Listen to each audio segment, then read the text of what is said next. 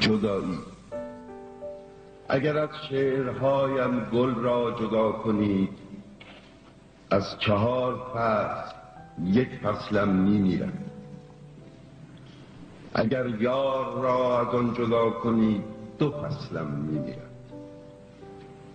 اگر نان را از آن جدا کنید 3 فصلم میمیرم. اگر آزادی را از آن جدا کنید سالم میمیرد و من نیستم. میبینیدشان آن پیچک‌های خزنده را که هماره سینه خیز میروند و دست و بال میزنند؟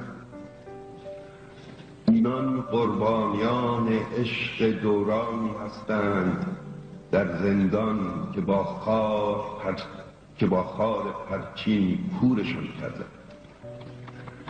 نیلوفر یکی از آنان است. نمی‌بینی؟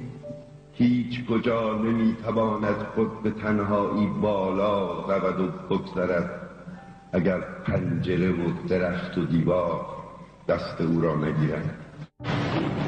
بقا.